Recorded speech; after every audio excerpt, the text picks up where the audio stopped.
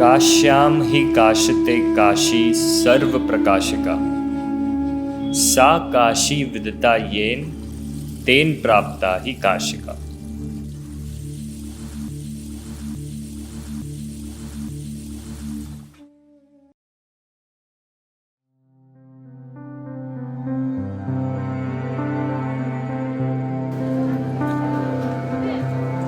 काशी, जहाँ वक्त ठहरता नहीं, गंगा की लहरों सा बहता जाता है। जहाँ इतिहास सिर्फ लिखा नहीं जाता, जिया जाता है। हर घाट, हर गली, हर मंदिर, मंत्रों की गूंज से लेकर डमरू की ध्वनि तक, यहाँ हर एक दृश्य की अपनी अलग कहानी है।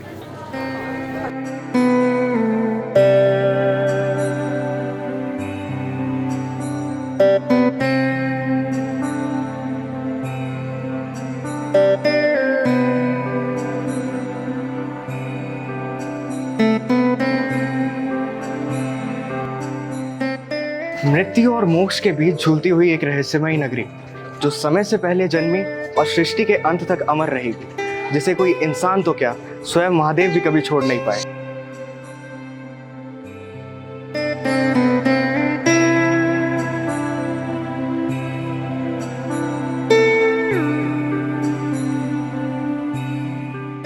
इसी पावन भूमि के हृदय में बसता है एक दिव्य मंदिर, जो शिव के अस्तित्व का प्रतीक है, जहाँ महादेव स्वयं काशी की रक्षा करते हैं, जहाँ सृष्टि का हर एक स्वर मिलकर हर हर महादेव बन जाता है। काशी में बहती गंगा नदी के तट पर मौजूद यह मंदिर 5000 वर्ग मीटर के परिसर में फैला है, जिसके मुख्य शिखर की ऊंचाई 15.5 मीटर है। इसका सबसे बड़ा स्वर्ण शिखर 15 मीटर ऊंचा है, जिसे 800 किलोग्राम खरे सोने से संवारा गया है। इस सोने को महाराजा रणजीत सिंह ने अपनी भक्ति के एक अमूल्य उपहार के रूप में इस मंदिर को दान दिया था। मंदिर के गर्भगृह में मौजूद है वो प्रसिद्ध ज्योतिर्लिंग, 60 सेमी ऊंचा और 90 सेमी परिधि वाला काले पत्थर का एक शिवलिंग। यह वह 12 ज्योतिर्लिंगों में से एक है जहां भगवान शिव स्वयं विराजते हैं। इस भव्य मंदिर में रोज 5 प्रकार की आरतियां नियमित रूप से की जाती है। मंगला आरती, जो भोर में भगवान शिव को जगाने के लिए की जाती है। भोग आरती, जिसमें भगवान को भोजन अर्पित किया जाता है। संध्या आरती, जो शाम के समय की जाती है। श्रृंगार आरती, जिसमें भगवान शिव को सजाया जाता है। और अंत में की जाती है शयन आरती, जिसमें भगवान शिव को विश्राम दिया जाता है। उसके बाद मंदिर के पट को बंद कर दिया जाता है और अगले दिन सुबह दोबारा खोला जाता है।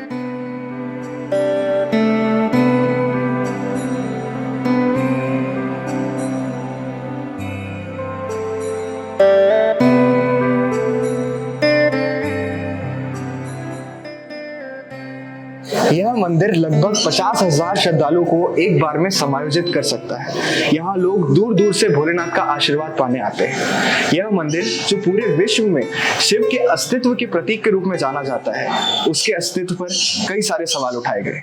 इतिहास के अनुसार सन 1669 में मुगल बादशाह औरंगजेब ने इस मंदिर को तुड़वाकर उसकी जगह ज्ञानवापी मस्जिद का निर्माण करवाया।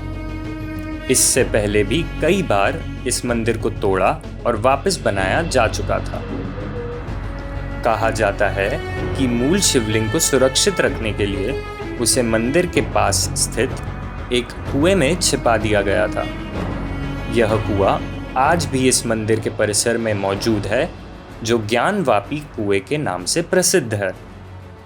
सन 1991 में हिंदू पक्ष ने मुकदमा दर्ज किया, जिसमें उन्होंने दावा किया कि मस्जिद के नीचे प्राचीन मंदिर के अवशेष मौजूद हैं। फिर एक लंबे समय के इंतज़ार के बाद 2021 में वाराणसी की एक अदालत ने ज्ञानवापी परिसर का सर्वेक्षण कराने का आदेश दिया। हिंदू पक्ष ने मस्जिद में एक शिवलिंग मिलने का दावा किया, जबकि मुस्लिम पक्ष ने इसे फवारा यानी एक फाउंटेन बताया। जो वजू खाने में शिवलिंग मिला था, उसको हमने मांग की कि उसको वहाँ पे सील कर दिया जाए। A shivling has been found in the pond inside the mosque complex. ये इन लोगों के कहने से फैसला नहीं होगा, फैसला कोर्ट करेगी। ज्ञानवापी मस्जिद का मामला अभी भी भारतीय न्यायालयों में विचाराधीन है। इसी तरह कई अनगिनत दावों और कहानियों से घिरा है इस प्राचीन मंदिर का अस्तित्व, लेकिन जो अखंड है वो है लोगों की आस्था और भोलेनाथ के प्रति उनका प्रेम। 80 इधर है, वरना इधर है, दोनों को मिला के वाराणसी हुआ। जितना गया में पिंडदान का महत्व है उतना यहाँ वरना पे करेंगे तो पिंडदान का महत्व है। आदि केशव के नाम से अपने हाथ से भगवान विष्णु ने स्थापना किया वरना पे। काशी विश्वनाथ जो है, ये जो 12 ज्योतिर्लिंग है उसमें ये प्रधान ज्योतिर्लिंग है, इसलिए इसका महत्व बहुत ज़्यादा है। अगर आप धर्म ग्रंथों में आप देखेंगे तो शिवा को जो एनर्जी है, शिवा की जो ऊर्जा है, वो मुख्य रूप से कैलाश पर्वत पर और काशी में उसको बताया गया है कि आप शिवा को यहाँ बहुत करीबी से आप अनुभव कर सकते हो। इसलिए लाखों श्रद्धालु यहाँ पर काशी विश्वनाथ के लिए दर्शन के लिए आते हैं। पर काशी विश्वनाथ को माता अहिल्या ने बैठाया है। वो रानी थी, ये काशी में आना चाहती थी। उनको पहले पता चला कि हम काशी जाना चाहते हैं, पर जाए कैसे, रानी थी ना, तुरंत तो आ नहीं सकती। तो उनको सपने में आए, तब उन्होंने यहाँ पे स्थापना की। अभी अपना दान पुण्य से पूरा सोने का सामान दिए। 22 मन सोना यहाँ है, 22 मन सोने, शिव पुराण में लिखा हुआ है। 22 मन सोने से उनका बना है। अभी तो उनको चांदी का लग गया, ये देख रहे हैं, ये चांदी का है। अभी भी जाओगे मंदिर तो देखोगे चांदी, पहले सोने का था। तो इसके बारे में से बताते हैं कि एक बार ब्रह्मा जी और विष्णु जी में एक ऐसा युद्ध हुआ कि मैं बड़ा हूँ कि मैं बड़ा हूँ। तो दोनों आपस में उनका कुछ इस तरह का युद्ध चला। तो वो शिव जी के पास गए कि आप निर्णय कीजिए कि इसमें आप बताइए कि मैं बड़ा हूँ कि ये बड़े हैं। तो उसके बाद फिर उन्होंने कहा कि ये एक प्रकाश स्तंभ है जो एक शिवलिंग है, उसी को आप बताइए कि शुरू कहाँ से हो, अंत कहाँ तक हुआ। तो वो दोनों अपने निकले देखने के लिए, एक ऊपर की तरफ गए, एक नीचे की तरफ गए। तो उनको पर उसका अंत कहीं उनको मिला नहीं। तो विष्णु जी ने शिव जी से आके कहा कि मुझे तो उसका अंत नहीं मिला, और ब्रह्मा जी ने उनसे झूठ बोल दिया कि मुझे उसका अंत पता लग गया था। तो शिव जी को बड़ा क्रोध आया, तो उन्होंने उसका एक सिर भी काट दिया था ब्रह्मा जी के पहले 4 सिर थे ना, अभी हम लोग उनके 3 ही सिर देखते हैं। तो जब वो एक सिर उनके हाथ से आके चिपक गया था, तो ब्रह्मा जी ब्राह्मण थे, मतलब परम ब्राह्मण है ना, परम ब्रह्म है, और तो ब्रह्म हत्या का दोष लग गया शिव जी को। तो वो सिर उनके हाथ से चिपक के रह गया था। तो पूरे ब्रह्मांड में घूमे कि मेरा सिर अब ये कैसे, ब्रह्म हत्या दोष से कैसे मुक्ति मिले।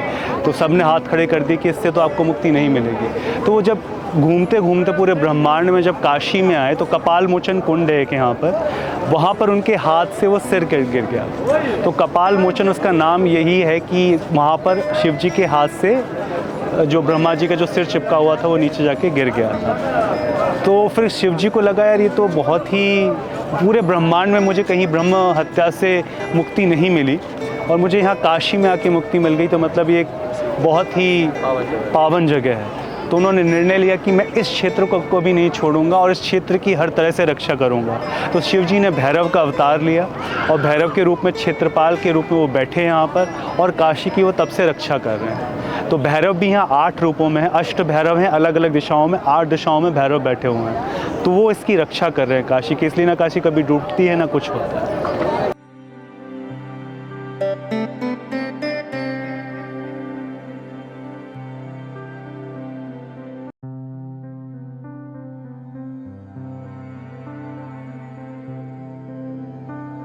हर रोज यहाँ 4000 से 5000 महादेव भक्त आते हैं। भक्तों के अनुभव को स्मरणीय बनाने के लिए निर्माण किया गया है काशी विश्वनाथ कॉरिडोर का।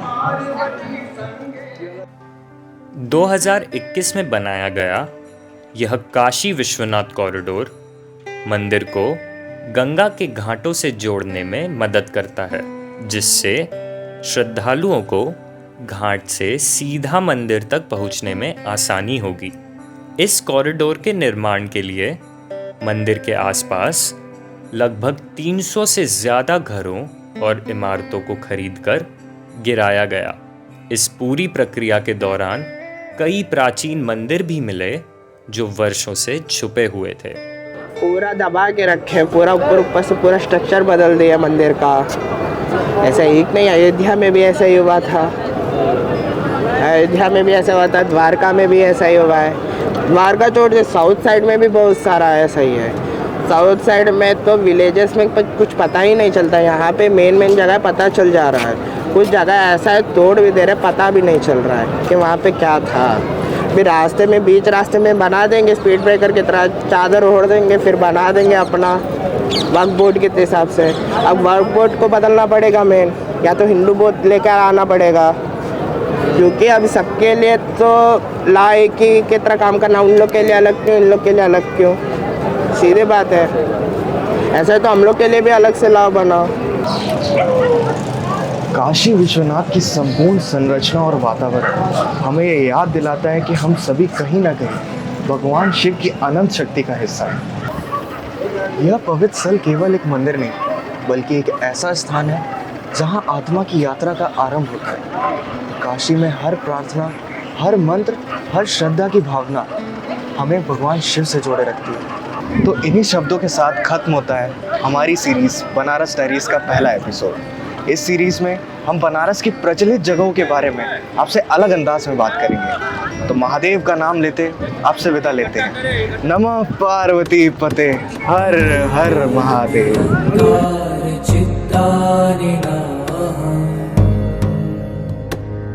न च श्रोत्रजिह्वे न च घ्राणनेत्रे न च व्योमभूमे न तेजो न वायु चिदानन्दरूप शिवोऽहं शिवोऽहम्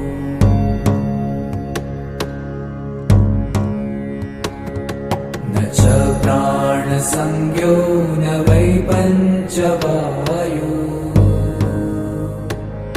न वा सप्तधातु न वा पञ्चकोश न वा पाणिपादं न चोपस्थपायु